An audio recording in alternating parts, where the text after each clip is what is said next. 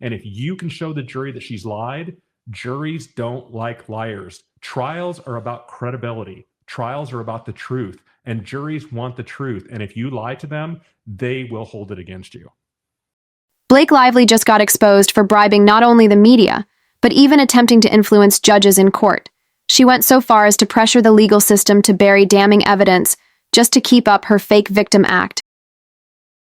That if they find out any of the witnesses in this case, including the parties, including Blake Lively, if they find that she just was dishonest and lied on one single point of evidence in this case, in her testimony, the jury instruction says that they are allowed to discount her entire testimony. In other words, her testimony won't even count. The jury instruction says they are allowed to discount her entire testimony, but now the truth is out, and her downfall is inevitable. Blake Lively is now Hollywood's biggest disaster. You'd think her career hit rock bottom with her stiff performances and that dreadful rhythm. Section movie. But nope.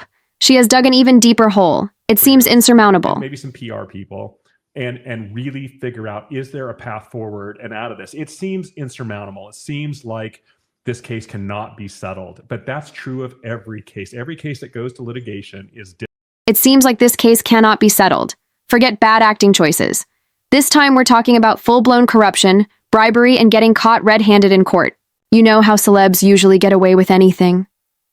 Yeah. Blake tried that, but she was so bad at it that even the judge had to call out the nonsense. In this case, in her testimony, the jury instruction says that they are allowed to discount her entire testimony. In other words, her testimony won't even count. And that is that's a harsh reality, because if the jury chooses not to listen to anything she has to say, she's the best witness in this case. Her lawsuit against Justin Baldoni is a joke that keeps getting funnier, except now we have allegations that she and her team tried to bribe the judge to cover up damning evidence, and trust me, when you hear how desperate she got, you'll wonder if she's ever going to show her face in public again. So her testimony is super important in this case, and evidence we've seen to support the claims that are made in her complaint, like you see with Justin Baldoni's complaint, where there's extensive documentary evidence backing it up. So her testimony is super important in this case. And if you can show the jury that she's lied, juries don't like liars. Judge Lyman, who clearly has had enough of this nonsense, straight up called this case a war between PR firms instead of a real lawsuit that's legal talk. For this is a bunch of Hollywood BS. Imagine being so shamelessly manipulative that a judge has to publicly call out your circus. Case. And if you can show the jury that she's lied, juries don't like liars. Trials are about credibility. Trials are about the truth, and juries want the truth. And if you lie to them, they will hold it against you. But let's rewind to how we got here when Blake first threw her lawsuit at Baldoni. She was playing the innocent victim role. Like she was filming another Nicholas Sparks movie. She swore she had proof, swore she had receipts, and swore that Baldoni was the villain of the century. But they will hold it against you. And that's why you think, like you mentioned before, that you think this video is the most damning evidence that Baldoni has so far. I think so. And it's better than words. So but plot twist, she got exposed as a liar. So what does she do? She rewrites history like a high school student who forgot to do their essay. She changes key details, adds more fluff, and suddenly we have a completely new lawsuit that looks more like a badly written script than a legal document. Just creepy they are, per her complaint. Number two, the SH has nothing to do with taking over the movie, even though she doesn't deny that she took over the movie. Of course, it'd be probably impossible to do that, but she's trying to separate out that this amended complaint is 180 pages long. Just let that sink in. Most lawsuits of this type are 20 to 25 pages max. But nope. Blake's team said, let's turn this into a novel, because when you have zero real evidence, what do? You bury the case under 180 pages of nonsense and hope. Nobody notices this wasn't a lawsuit, this was a PR stunt on steroids. If you actually go through it, most of it is just media manipulation disguised as legal claims. Okay, so I was able to read the amended complaint, which, by the way, it's very abnormal. It's almost 180 pages, 400 and some odd paragraphs. Complaints are not normally that long, but this one has to be for public consumption. And I boiled it down to 4 minutes. Her entire goal was to feed the public a bunch of sensational nonsense, hoping that the headlines would do the damage before the truth caught up with her. But surprise, surprise, the truth caught up real fast. She had one main piece of so-called evidence, a video of a dance scene that she swore was horrifying, disturbing, and absolute. Proof of her claims. So she wanted the world to believe she was in distress, forced into something terrible. Skew it kind of a different way. So it kind of makes them look like they're trying to take that video now that it's out and kind of spin it in a different direction. But then the full unedited video leaked. And guess what? She was smiling, participating, and totally comfortable. Legal experts immediately tore her claims apart. Her strategy was falling apart right in front of her eyes, and her PR team probably started sweating bullets. This is when the real desperation kicked in. Viewpoint that Blake Lively made, and she lied in their minds about what occurred during that dancing scene because she wasn't aware that there was audio that would maybe explain and give some context to what was happening there. So of course she changes her in her amended complaint. She changes the view of it a little bit because she has to, because you can't contest the audio. So I would take the position if I was representing. She changes her story again because clearly one wasn't enough. First, she said, she was forced into an uncomfortable scene. Then, when the video proved she wasn't uncomfortable at all, she suddenly claimed Baldoni wasn't in character and she was being forced to act like she liked him. Let's just pause here and appreciate how stupid that sounds. Imagine filing a lawsuit because you had to act in a movie that's literally your job. What's next? Are actors going to start suing directors because they didn't like their co-stars? I had to pretend I loved him in the script. This is a crime? No, girl, that's your paycheck. Yeah, it doesn't make them look good. And if you look at the way that they changed it, really what they did is they said, well, yes, all of that happened, but when Baldoni was in that scene dancing, he wasn't in character. And at this point, even the legal analysts were done with her. You know, a lawsuit is bad when lawyers are struggling not to laugh while discussing it. One of them pointed out that if you lie in court, judges actually have the power to tell the jury to completely disregard your entire testimony. That means one lie, just one, and everything else you say can be thrown out. So anyway, that number 3 is we're all dupes. And number 4, the smear campaign designed by Baldoni's team was intended to Blake Lively didn't just tell one lie. She built an entire fake lawsuit out. Of them, if this goes to trial, she's toast. And here's where it gets even worse. Instead of admitting brought later in time, which seems a little odd to me because her bad press came in early August, and yet the complaint to the CRD didn't happen till December 20th. Defeat like a normal person. Blake tried to take it a step further, because when you have no case, no credibility, and no dignity, left the next best move is to bribe the court. That's right. Her legal team suddenly pushed for something called an attorney's eyes only AEO protection order. Now, for those who don't speak legalese, this means that only the lawyers, not even Blake or Baldoni themselves, would be able to see certain key documents and messages. Let's be real. There is only one reason you would ask for this: to hide something explosive, but it gets even sketchier. Someone close to the case dropped a bombshell saying there were 100 million reasons why Lively's team was so desperate to keep this information hidden. That's a whole lot of money, and a very shady choice of words. 100 million reasons sounds an awful lot like a bribe, doesn't it? Judge Lyman, to his credit, wasn't buying it. He basically told her team, yeah, nice try, but no. He even reminded them that courts serve the public, and there's a public interest in exposing the truth. That if they find out any of the witnesses in this case, including the parties, including Blake Lively, if they find that she just was dishonest and lied on one single point of evidence in this case, in her testimony, the jury instruction says that they are allowed to discount her entire testimony. In other words, her testimony won't even count. In other words, he wasn't about to let some rich actress rewrite the law because she doesn't want her dirty secrets exposed. And let's talk about the irony. Here, Blake and Ryan Reynolds were the ones who started this media circus. They worked with the New York Times to paint themselves as victims, but the second things start turning against them, suddenly they want privacy. Suddenly they want special treatment in court because of their celebrity status. Blake Lively's team even argued in court that because of their high-profile status, revealing these documents could cause irreparable harm. Girl, what? The only irreparable harm here is your reputation. Then there's lawyer Brian Freeman, who was not having any of it. He clapped back, saying just because they're celebrities doesn't mean they get different laws. Translation: Blake Lively, sit down. The courtroom isn't Hollywood. You don't get to buy a happy ending. Her entire case is falling apart. Her credibility is in the gutter, and now she's trying to manipulate the court system itself to avoid further humiliation. But guess what? It's too late. The truth is out. The judge sees right through the act. The media is turning against her, and no matter how many bribes, fake lawsuits, or PR cover-ups she tries, she's already lost. With me on that. And it essentially eviscerates the expert's testimony because jurors are very bright, especially collectively. When they're all together, they all come from varied backgrounds. They're the smartest people in the room collectively, and they generally get the right result. So the experts here are going to be important, but ultimately this video is damning. And I think you're right to say, or I was right to say, Blake Lively's meltdown in this lawsuit is reaching new, unbelievable levels of desperation. First, she got caught lying. Then she tried to rewrite reality with a 180-page fan fiction disguised as a legal document. And now she's literally trying to bribe the legal system to cover her tracks. When you're losing this badly, the only thing left to do is throw money at the problem and hope it goes away. And that's exactly what she tried. And I think it made everybody question, is this even real? Yeah, and you better hope that these HR complaints are genuine and credible. There's some credibility to them, because if we do learn that these were brought about by Blake Lively and her team, it's just going to compound already all the other bad facts that they're dealing with.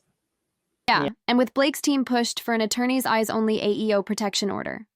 Now let me break this down for those of you who don't spend your free time analyzing legal loopholes. An AEO order means that only the attorneys, not even Blake or Baldoni themselves, could see key documents and messages. Why? Because Blake Lively is hiding something so explosive, so incriminating that she is trying to make sure no one ever sees it. Judge Lyman, who at this point is probably regretting his entire legal career, saw right through the act and basically said, "Nice try, but the law doesn't work like that." He flat out stated that there is a public interest in how courts are being used. Translation: you can't just erase your mistakes because you're rich and famous, Blake. But it gets better. Blake's lawyers, clearly grasping at straws, argued that revealing certain texts would cause irreparable harm.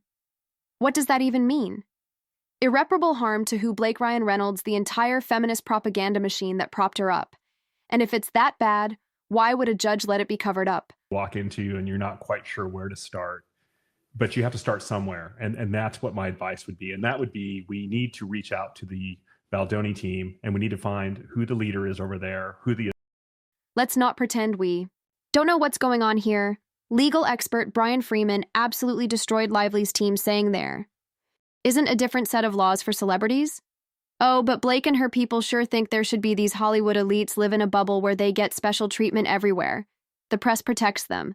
Their PR teams rewrite history for them, and their money gets them out of any situation. So now when a judge is telling them, no, you don't get to make your own rules, they're losing their minds. Assumption. Right. And it's only to try to take back the narrative that Baldoni's team has done a very good job of. And perhaps the reason they've done such a good job on the Baldoni's team is because they have more truth on their side than perhaps Blake Lively does. And this is where the bribery angle starts looking very real. A source close to the case just dropped a bombshell. There's a reason why Lively's team wants these messages hidden. $100 million. That's not just some random number. That's a very specific amount of money tied to this shady attempt to suppress evidence. What does that tell us? It tells us that Blake's team isn't just playing legal tricks. They might actually be paying to make problems disappear. Obliterated, because lawsuits are not pleasant. But it sounds like you have grounds to file a lawsuit. Whether or not you win, that's another question. Yeah, I don't think I will. I don't want to get more involved in any more mess.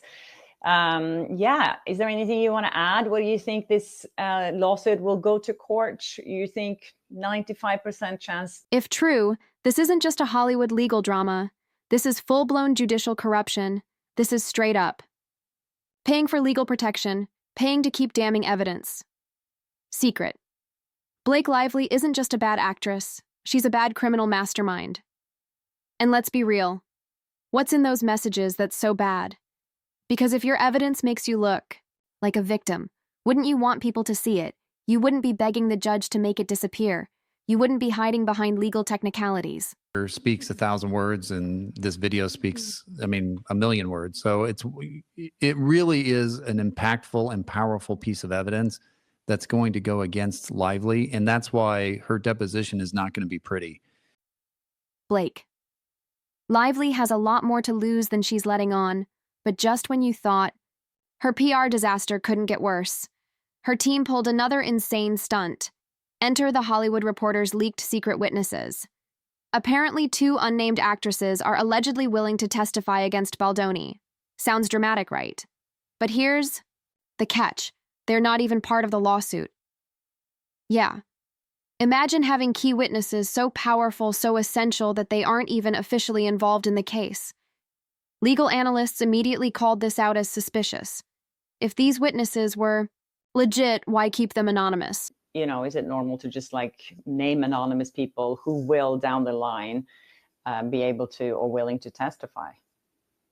Well, in a normal lawsuit, you don't necessarily have to name names. I mean, a normal lawsuit of this nature would have a complaint that's probably 20 to 25 pages long. This complaint is 180 some pages long. And so it's not just a lawsuit, it's a PR campaign. The fact that they didn't include the names, in my mind, when I was reading it, made it felt like it wasn't real. Here's what's actually happening. Blake's PR team strategically leaked these witnesses to pressure Baldoni in the court of public opinion. They're trying to manipulate the media, hoping that public outrage will do the damage her lawsuit clearly isn't capable of. A Hollywood insider even pointed out that multiple media outlets refused to run certain HR complaints against Baldoni because they seemed completely fabricated and unverifiable. In other words, even the mainstream press that usually jumps at any chance to paint a male celebrity as a villain couldn't take this seriously. And when the Hollywood Reporter, the same publication pushing Lively's agenda, has to leak their own evidence, just to get attention. The case is on life support. Blake's team is just throwing garbage at the wall, hoping something sticks, but nothing is. Every new move they make only makes them look worse. But hold on. You thought this couldn't get any dumber. Think again. Because Blake's PR team has officially run out of real accusations. So what do? They accuse Justin Baldoni of toxic positivity. This is insane. What are you even talking about? She genuinely has no idea how ridiculous. She sounds, I swear I'm not making this up. This isn't satire, this isn't The Onion. This is an actual legal argument. The LA Times ran a hit piece where ex-employees said Baldoni was too nice. No, seriously, one employee said it felt performative and phony, because apparently if you're too nice at work, that's a crime now. One complaint said he asked employees to sign emails with so much love.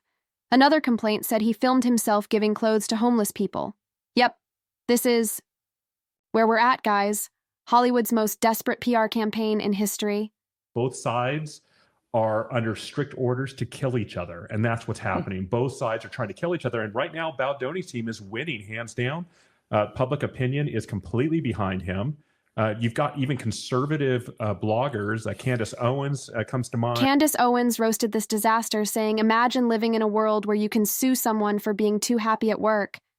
Imagine your entire career being ruined because someone didn't like that you were too cheerful in the office. At this point, Lively's case isn't even falling apart. It's imploding. This isn't a scandal anymore. This is straight up parody. They started out trying to paint Baldoni as a predator. That failed. Then they tried to say he was too powerful. That failed. Then they tried to say he was too happy. That failed even harder. At this point, Blake Lively has nothing left. Her bribery attempt backfired. Her fake witnesses are a joke. And her desperate smear campaign has turned her into a laughingstock. Blake Lively's level of desperation is reaching government conspiracy levels. At this point, the woman went from trying to bribe the courts to bringing in actual ex-CIA agents to fix her PR nightmare. Yes, you read that right. Blake Lively hired former intelligence operatives to clean up her mess. This is not a joke when your legal strategy involves the same tactics used to cover up classified government operations. You know you've lost the plot. Let's be real. This isn't about justice. This is about controlling the narrative. Blake Lively is not fighting a lawsuit. She's fighting reality. And when you have zero credibility left, no defense, no actual case, the only option left is to pull a Hollywood move and rewrite the story with the help of some of the most manipulative PR firms in existence. Obliterated because lawsuits are not pleasant. But it sounds like you have grounds to file a lawsuit. Whether or not you win, that's another question. Yeah, I don't. The question is, How much money is she actually spending to make this disaster disappear? PR insiders are already hinting that Hollywood elites use these firms to kill unfavorable press stories and push false narratives. And guess what? It's not working. Even Leslie Sloan PR, the firm responsible for handling Blake's public image, tried to remove itself from the lawsuit. Think about how bad that is. Your own PR firm is too embarrassed to be associated with UPR firms exist to clean up celebrities' messes no matter how bad they are. These are the people who make sure Hollywood's most scandalous dirty secrets never see the light of day. And yet even they were like, nope, we're out. That's how toxic this whole case has become. Even professional liars don't want to be caught in the crossfire. But the real question is, what exactly is Blake trying to hide? We already know she's been manipulating the media from day one. And the biggest proof, the New York Times. The entire reason this lawsuit became mainstream news is because the New York Times ran a sob story painting Blake as the victim. Suddenly we had one of the most powerful newspapers in the world pushing her narrative word for word. It was almost too convenient. And then comes Judge Lyman, who, let's be honest, has had it up to here with Blake's nonsense. He pointed out that this entire lawsuit was nothing but a media stunt. Translation: this lawsuit isn't real. It was designed for headlines, not a courtroom. Now here's where Ryan Reynolds slithers into the picture, while Blake is out front playing the victim. Ryan Reynolds is working behind the scenes, pulling strings like some Hollywood mafia boss. The speculation is getting louder. Did Blake and Ryan use their industry influence to pressure the court? Because it sure looks like it. And let's not forget the subpoena battle over Taylor Swift's messages. This isn't just about Blake anymore. Something big is hidden in those messages, and legal analysts are predicting that Blake and Ryan will do anything to keep them under wraps. Now let's break that down. Why would Taylor Swift's messages be relevant to this case, unless they contained something that could blow the entire Hollywood illusion wide open? This isn't just about protecting Blake's reputation anymore. It's about shielding Hollywood's biggest players from exposure. And if you think Ryan Reynolds and Blake Lively wouldn't sacrifice every ounce of credibility to keep their industry secrets safe, you haven't been paying attention, but the problem is, it's already too late. Blake Lively's case is crumbling faster than her career. She changed her story so many times that even her own legal team probably doesn't know what's real anymore.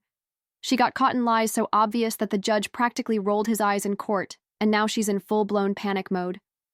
Trying to suppress evidence, erase her mistakes, and bury this lawsuit before it completely ruins her. But here's the harsh reality. There's no way out of this. If the court denies her request for AO protection, then every single message, email, and piece of evidence she's been trying to hide will go public. If that happens, she will be forced to settle before her deposition, because if she actually sits for a deposition and is caught in a single contradiction, her entire testimony can be thrown out. And we already know she's lied multiple times. Legal experts are already predicting that this case will end in disaster for Blake Lively. She's either going to lose in the most humiliating way possible, or she's going to be forced into a desperate settlement. Either way, her career, her credibility, and her reputation are already in shambles. And for the first time in Hollywood history, a celebrity might actually have to face consequences for their own mess. Because no matter how famous you are, no matter how powerful your PR team is, and no matter how much money you throw at a problem, you can't erase the truth. So Blake Lively's corruption just got exposed. Subscribe now for the full breakdown.